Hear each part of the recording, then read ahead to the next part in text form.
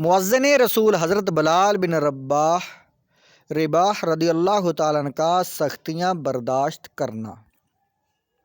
حضرت ابن مسعود فرماتے ہیں کہ سب سے پہلے اسلام کو ظاہر کرنے والے 7 آدمی ہیں۔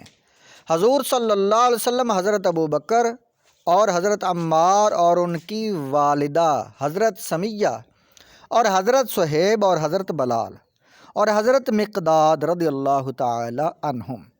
اللہ تعالیٰ نے حضور صلی اللہ علیہ وسلم کی حفاظت ان کے چچا کے ذریعے سے کی اور حضرت ابوبکر کی حفاظت ان کی قوم کے ذریعے سے کی۔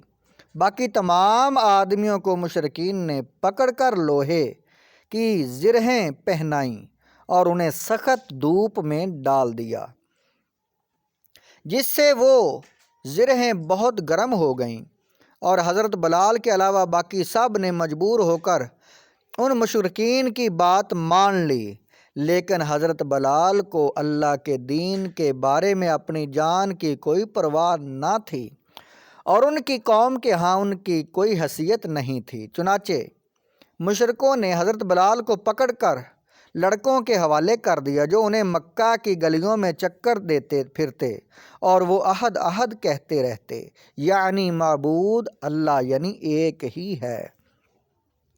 حضرت مجاہد کی حدیث میں اس طرح ہے کہ باقی حضرات کو مشرکین نے لوہے کی زریں پہنا کر سخت دھوپ میں ڈال دیا، جس سے وہ زریں گرم ہو گئیں، اور لوہے کی گرمی اور دھوپ کی گرمی کی وجہ سے ان حضرات کو بہت زیادہ تکلیف ہوئی۔ شام کو ابو جہل لعنت اللہ نیزہ لیے ہوئے ان حضرات کے پاس آیا اور انہیں گالیاں دینے لگا اور انہیں دھمکی دینے لگا۔ حضرت مجاہد کی ایک حدیث میں یوں ہے کہ مشرکین حضرت بلال رضی اللہ تعالی عنہ کے گلے میں رسی ڈال کر مکہ کے دونوں اخشبین پہاڑوں کے درمیان لیے پھرتے۔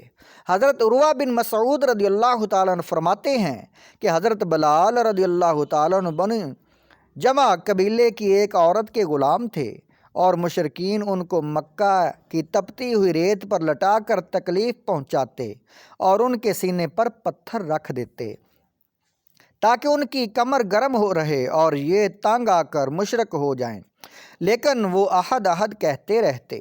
ورقہ ابن نوفل بن اسد بن عبد العزا حضرت ختیجہ کے چاچا زاد بھائی اس حال میں ان کے پاس سے گزرتے اور کہتے، اے بلال، احد احد یعنی واقعی معبود ایک ہی ہے، اور مشرکوں سے کہتے، اللہ کی قسم اگر تم نے ان کو قتل کر دیا تو میں ان کی قبر کو برکت اور رحمت کی جگہ بناؤں گا۔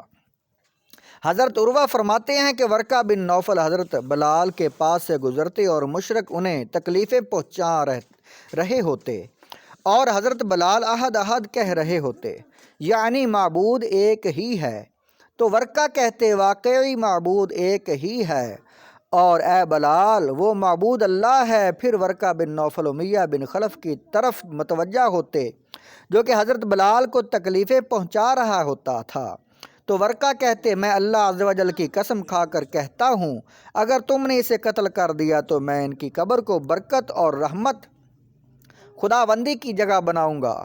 ایک دن حضرت ابوبکر صدیق رضی اللہ تعالی عنہ کا حضرت بلال پر گزر ہوا اور وہ مشرک ان کو تکلیفیں پہنچا رہا ہے، تو حضرت بلال ابوبکر نے امیہ سے کہا، ارے کیا تم اس مسکین کے بارے میں اللہ سے نہیں ڈرتے؟ کب تک ان کو یوں سزا دیتے رہو گے؟ امیہ نے کہا، تم نے ہی تو ان کو بگاڑا ہے، تم نے ہی ان کو بگاڑا ہے، اب تم ہی ان کو ان تکلیفوں سے چھڑاؤ۔